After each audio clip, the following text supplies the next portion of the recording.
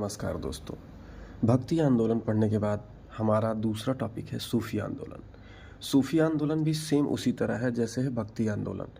इसके संत सिर्फ मुस्लिम हुआ करते थे और भक्ति आंदोलन के सिर्फ संत हिंदू हुआ करते थे। जानते हैं सूफी आंदोलन के बारे में। सूफी आंदोलन, सूफी शब्द बना कैसे? सूफी शब्द बना सफ़ से। सफ़ मतलब होता है सफ़ेद ऊनी वस्त्र, या सफ़ेद ऊनी वस्त्र इंडिकेट करता है पवित्रता को, तो इसका मतलब हो जाता है पवित्रता। सूफी आंदोलन का प्रारंभ कहाँ से हुआ? ईरान, फारस के क्षेत्र से हुआ। ईरान, इराक, ये सब इन सब जगहों से सूफी आंदोलन का प्रारंभ हुआ, क्योंकि मुस्लिम बाहुल्य क्षेत्र वही है। मुस्लिम लोग वहीं से आना शुरू हुए, मेन मुस्लिमों की लोकेशन वहीं है, इसलिए वहाँ से सूफी आंदोलन भी शुरू हुआ।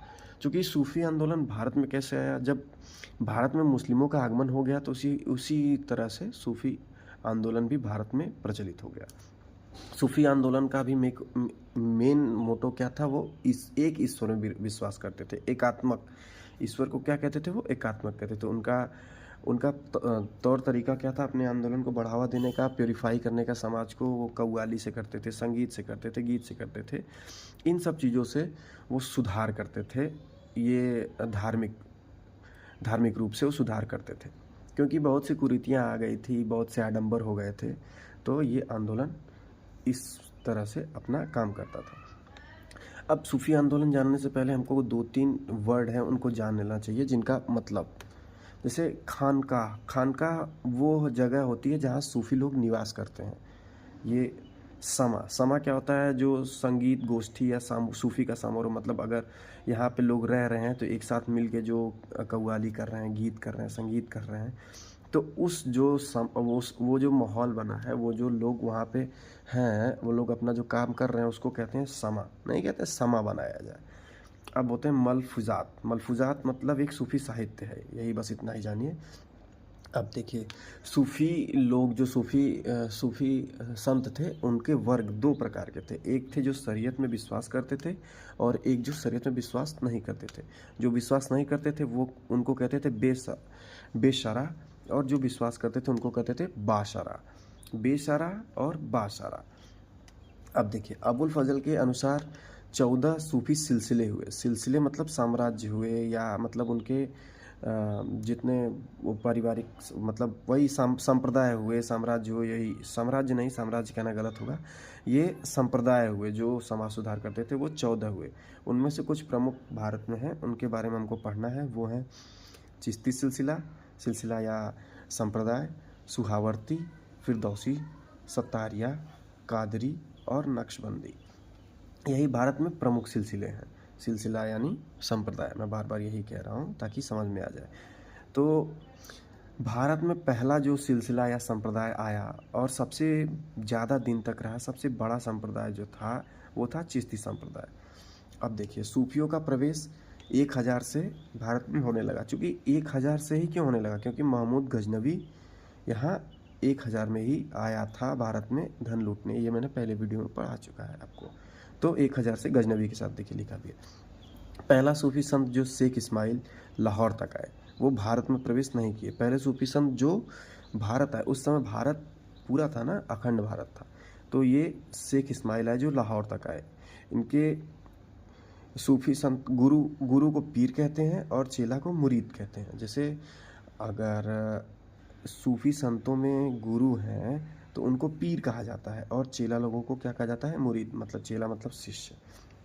अब जो प्रमुख संप्रदाय या सिलसिला जो भारत में रहा, वो पहला था वो चिश्ती संप्रदाय। चिश्ती संप्रदाय के संस्थापक ख्वाजा अबू अब्दुल्ला चिश्ती थे, या उनको कहिए ख्वाजा अबू अब्दाल चिश्ती, क्योंकि ये ईरान के क्षेत्र में ही थे। और भारत में कौन आए? ख्वाजा मोइनुद्दीन चिश्ती। भारत में कौन आए? ख्वाजा मोइनुद्दीन चिश्ती। ये मोहम्मद गौरी के समय आए 1192 ईस्वी में, जो सेकेंड तराइन युद्ध हुआ जो गौरी के साथ पृथ्वीराज चौहान का, उसी के समय। इनका खानकाह या दरगाह, अभी देखिए खानकाह मैंने बताया ना, सूफी संतों का निवास स्थान। इनका खानकाह या दरगाह जो दोनों अजमेर में। दरगाह क्या होता है? जब उनको दफना दिया जाता है तो वो दरगाह बोलते हैं। इनका खानकाह मोइनुद्दीन चिश्ती, जो भारत में पहले सूफी संत आए जो कि चिश्ती संप्रदाय से थे, उनका खानकाह कहाँ है? खानका अजमेर में है और दरगाह भी अजमेर में है, ये चीज़ याद रखेंगे। इनके प्रमुख 2 शिष्य हुए, शेख हमीम उद्दीन नागौरी और कुतुब उद्दीन बख्तियार काकी। ये 2 शिष्य हुए, किसके हुए? अब मोइनुद्दीन चिश्ती के। अब देखिए, अब मोइनुद्दीन चिश्ती के बाद आते हैं कुतुब उद्दीन बख्तियार काकी, जो इनके शिष्य थे। अब इनके शिष्य आएंगे बाबा फरीद। ये बहुत इम्पोर्टेंट है, मतलब जो गुरु ग्रंथ जो नानक साहब थे इनका उपदेश उनमें लिखा गया है। चलिए, कुतुब उद्दीन बख्तियार काकी, ये इल्तुतमिश के साथ भारत आए। इल्तुतमिश जो गौरी का गुलाम था, उनके साथ भारत आए। कुतुब मीनार इन्हीं के नाम पर बना है। हाँ देखिए, कुतुबुद्दीन ऐबक, लोग समझते हैं कुतुबुद्दीन ऐबक के नाम पर कुतुब मीनार बना, लेकिन नहीं, कुतुब मीनार की शुरुआत किया था कुतुबुद्दीन ऐबक ने, और फाइनली बनवाया किसने? इल्तुतमिश ने। और इल्तुतमिश के साथ कौन आया था भारत?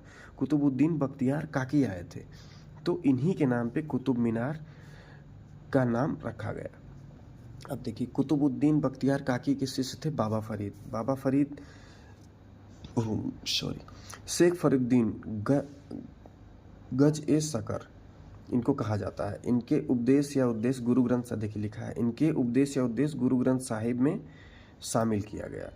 ये कहा जाता है ये बलबन के दामाद थे। बाबा फरीद कौन थे? बलबन के दामाद। बलबन, आप रिकॉल करिए, बलबन वही जो लौ और रक्त की नीति अपनाया था सल्तनत काल में, और ये बहुत सीरियस रहता था। ये ईश्वरवाद, ये राजनीति को ईश्वरवाद से अलग, मतलब अलग अलग कर दिया था। बोलता था कि राजा जो है वो ईश्वर का दूत है। इसने वो 2-3 प्रथा चालू की थी, जिसमें नतमस्तक होना पड़ता था। शरीयत के हिसाब से सिर्फ उसके अल्लाह के सामने झुकना था, लेकिन बलबन ने ऐसा शुरू किया था। खैर, ये पुरानी वीडियो में है, आप पढ़ लीजिएगा।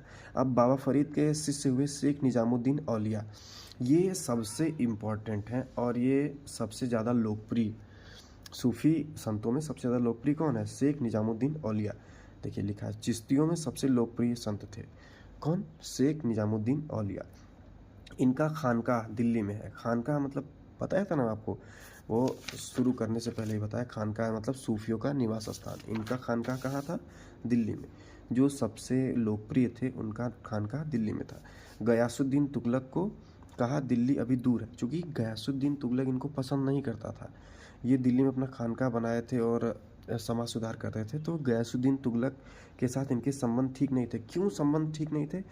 क्योंकि ये जो जितने भी ये चिश्ती संप्रदाय के थे संत, वो सब अपने जो इनका एक अलग नियम था ताकि अलग नियम था कि राजाओं से नहीं मिलना है। ये इनका नियम था कि राजाओं से नहीं मिलना है, इनसे संबंध नहीं रखना है। तो यही है कि इनसे इनका पटती नहीं थी। शेख निजाम ये क्या है कि गयासुद्दीन तुगलक से कहे, क्योंकि दिल्ली अभी दूर नहीं है, ये उनसे संबंध अच्छे नहीं थे ये। और हाँ, शेख निजामुद्दीन औलिया के शिष्य आमिर खुसरो थे। आमिर खुसरो इनके शिष्य थे। आमिर खुसरो किसके, आप लोग कमेंट में बताइएगा, आमिर खुसरो किसके उसमें थे, क्या बोलते हैं, दरबार में थे। और इनका काम क्या था आमिर खुसरो का? ये किस प्रकार की कविता वो लिखते थे, अपना रचना किस भाषा में करते थे और क्या लिखते थे, ये बताइएगा ज़रूर। हाँ, शेख निजामुद्दीन औलिया के उत्तराधिकारी हुए शेख नसीरुद्दीन चिराग देहलवी। ये औलिया के उत्तराधिकारी थे। इनका भी खानकाह दिल्ली में था।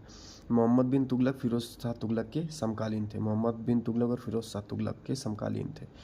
इसके बारे में मैंने पिछली वीडियोज़ में बताया है, इसको भी जाके देख लीजिएगा आप लोग, अगर आप लोग ने नहीं देखा है तो। हाँ, शेख निजामुद्दीन औलिया से मिलने के लिए अलाउद्दीन खिलजी और जलालुद्दीन दोनों ने प्रयास किया, लेकिन ये मिले नहीं, क्योंकि इनका नियम था। अब देखिए, शेख निजामुद्दीन नसीरुद्दीन और चिराग देहलवी के बाद आते हैं शेख सलीम चिश्ती। ये सबसे अंतिम प्रमुख चिश्ती सूफी संत थे। ऐसा नहीं कि इनके बाद सूफी संत नहीं है, लेकिन हम लोग को इतना ही जानना है, शेख सलीम चिश्ती ये भी बहुत है। इनका खानका फतेहपुर सिकरी में है। ये अकबर के समकालीन थे और कहा जाता है कि इन्हीं से मिलने के अकबर इनसे मिलने यहाँ आया था इनके खानकाह पे, और अकबर को पुत्र नहीं हो रहा था, तो इनके आशीर्वाद से उसे पुत्र की प्राप्ति हुई, और उसने अपने पुत्र का नाम सलीम रखा, और सलीम इसलिए रखा क्योंकि वह शेख सलीम चिश्ती से मिलने इनके खानका फतेहपुर गया था और उनके आशीर्वाद से उसको पुत्र की प्राप्ति हुई थी।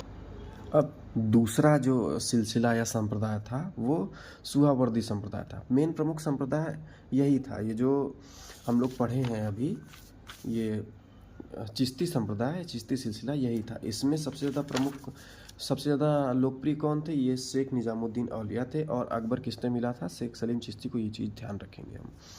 अब दूसरा जो संप्रदाय सिलसिला है वो सोहरावर्दी संप्रदाय। इसके संस्थापक शेख सियाबुद्दीन सुहावर्दी थे, जिनको हम लोग जियाउद्दीन भी कहते हैं, शेख जियाउद्दीन सुहावर्दी या शेख सियाबुद्दीन सुहावर्दी। चिश्तियों के बाद सेकंड प्रमुख सिलसिला ये था। चिश्तियों के बाद सेकंड प्रमुख सिलसिला ये था, और ये पश्चिमोत्तर भारत में ही रहा। जैसे पश्चिमोत्तर भारत कौन थे? ये गुजरात का क्षेत्र हो गया, ये आप समझ सकते हैं पश्चिमोत्तर भारत। इसके प्रमाण जो सिंध प्रदेश से मिलते हैं। अब इस सुहावर्दी संप्रदाय के संस्थापक हुए शेख सिहाबुद्दीन, उसके बाद शेख बहाउद्दीन सफारिया। ये मुल्तान क्षेत्र, मुल्तान जो गुजरात के से लेकर जम्मू कश्मीर के तक मिलता है, उसी को मुल्तान क्षेत्र कहते हैं। इसका जो प्रचार प्रसार रहा वो मुल्तान क्षेत्र की तरफ ही आंदोलन इसका चला। भारत में सुहावर्दी संप्रदाय का प्रचार किया शेख बहाउद्दीन सफारिया ने। इल्तुतमिश ने शेख उल इस्लाम का पद दिया इनको, क्योंकि जो चिश्ती संप्रदाय थे वो उन राजाओं से नहीं मिलते थे, और इनका क्या था, ये मिलते थे अपना राय मशवरा देते थे, उनके दरबार में भी जाया करते थे, और इनसे संबंध था। तो इल्तुतमिश ने शेख उल इस्लाम का पद भी दिया शेख बहाउद्दीन सफारिया को। अब आते हैं उसमें सुहावर्दी संप्रदाय में ये दो प्रमुख संत थे। अब तीसरा जो सतारिया संप्रदाय है, इसके सिर्फ संस्थापक जान लीजिए, शेख अब्दुल्ला सतारी, सतारिया वंश के संस्थापक। अब कादिरिया संप्रदाय के संस्थापक, कादिरिया संप्रदाय या सिलसिला, इसके संस्थापक हैं अब्दुल कादिर नीलानी। कादिर से कादिरिया संप्रदाय, सतारी से सतारिया संप्रदाय। इसमें कादिरिया में भारत में प्रचार जो हुआ मखदूम जिलानी ने किया। किसने किया? मखदूम जिलानी ने किया। ये इनके शिष्य कौन हुए? सिकंदर लोदी के बारे में भी आप लोग पढ़ चुके हैं। दारा शिकोह भी कादिरिया संप्रदाय का ही अनुयायी था। दारा शिकोह जो सिकंदर लोदी का वो था, प्रमुख सेनापति था, जो बाद में इनके मरने के बाद बहुत बवाल मचाया था 35 दिनों तक, और बहुत दक्षिण की तरफ अभियान करने में भी बहुत मदद किया था। तो दारा शिकोह भी कादिरिया संप्रदाय का ही अनुयायी था। सिकंदर लोदी भी कादिरिया संप्रदाय या सिलसिले के ही अनुयायी थे। अब पांचवा है नक्शबंदी संप्रदाय। ये सर्वाधिक कट्टर सिलसिला था। सर्वाधिक कट्टर सिलसिला या संप्रदाय कौन था? वो नक्शबंदी संप्रदाय था। ये आपको नाम से ही समझ में आ गया होगा, ये नक्शबंदी संप्रदाय सर्वाधिक कट्टर सिलसिला था।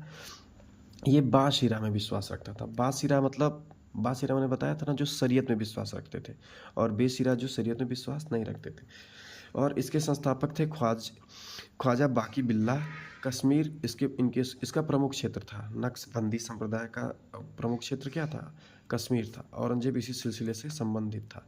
संगीत और नृत्य के विरोधी थे, चूँकि शरीयत में लिखा है संगीत और नृत्य के विरोधी हैं, इसलिए ये शरीयत और नृत्य के विरोधी थे नक्शबंदी संप्रदाय। लास्ट जो फिरदौसी संप्रदाय या सिलसिला है, इसके संस्थापक शेख बदरुद्दीन समरकंदी थे। इसका प्रभाव क्षेत्र बिहार में था। इधर अब इस तरह धीरे धीरे पश्चिमोत्तर भारत से होते हुए ये जो सूफी आंदोलन है ये बिहार तक आ गया। अब इनके प्रमुख संत कौन थे? सैफुद्दीन या मनेरी, हुसैन बल्खी। बस आज के लिए इतना ही। धन्यवाद। अगली वीडियो में हम अब पढ़ेंगे मुगल वंश।